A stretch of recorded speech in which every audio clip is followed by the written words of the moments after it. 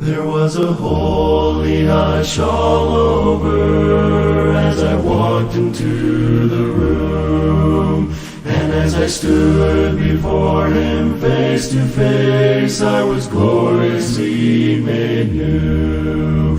There was a great and awesome and a light bright as the day, and as I bowed and kneel with angels, I heard the Spirit say, all rise, all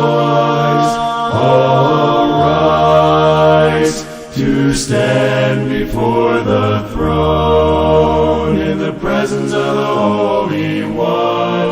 All rise, all rise. Hi, welcome to Verse of the Day. My name is Brandon Hathaway. I'm the preacher here at the Westside Church of Christ in Owensboro, Kentucky, and I want to thank you for joining me in hopes that this is actually going through. I just checked real quick. It shows that it is, but I have another spot over here that's showing it isn't. So I'm hoping that it is working all good. That's not good.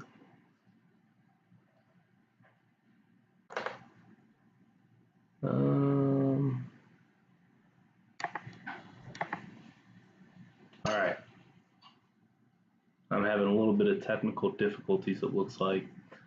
Hopefully the volume, the voice is going through. Looks like I got some lack in internet or something. I just had to plug my computer in, the battery's getting low. That might be it. But anyways, Nehemiah chapter 7, looking at verses 4, 5, and then we're going to jump down towards the end of it in verses 66 through 60 and 67. It reads here, says, "Now the city was large and spacious, but the people in it were few, and the house were not rebuilt. Then my God put into my heart to gather the nobles, the rulers, and the people, that they might be registered by genealogy. And I found a register of the genealogy of those who had come up in the first return, and found written in it." And so, at least to me, as I'm reading this isn't him sitting there and taking census right then and there. This is, he found a book that has already some of those who had returned. So in mindset, to me, it might be larger number. Some might have left by this time. So you think more had to probably gather together by this time, because as you're reading it, it came to him to start writing these things, to take a census, to have the genealogy registered.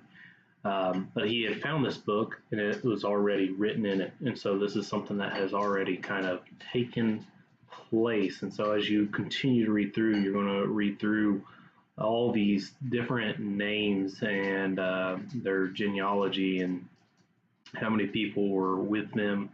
And it adds up quite a bit there, just one after another, listing son after son and father of. And so then you get down to verse 66 and 67, says, "Altogether, the whole assembly was 42,360, besides their male and female servants, whom there were 7,337. They had 245 men and women singers." And so you had 42,360. That's a lot of people, right? That's quite a bit of a count. And yet, as you go back to the beginning, is, you know, the walls were built, but the homes weren't rebuilt yet. And it says they were still few in number, and so in mindset here, this was not the full capacity of what was supposed to be in the city. They still had to get more people to return or continue to grow, and so they were standing guard. It's just a lot that goes into it. But here we see, again, they're being blessed because they have been able to rebuild the wall. They are rebuilding the city. They are coming back from where they have been in captivity. And so just as we began this book, right, he prayed to God and said, you said that if we acknowledge our sins and we come to you, then you will help us return. And that is what God has done as we've studied through Nehemiah. So anyways, I want to thank you for joining me today. I hope that everybody has a blessed and wonderful day today. Looks like the camera's kind of picked up. It's not lacking like it was for a second. But today is Sunday. I want to take the time aside and invite you to come and be with us as we gather together for Bible class at 9:30 this morning.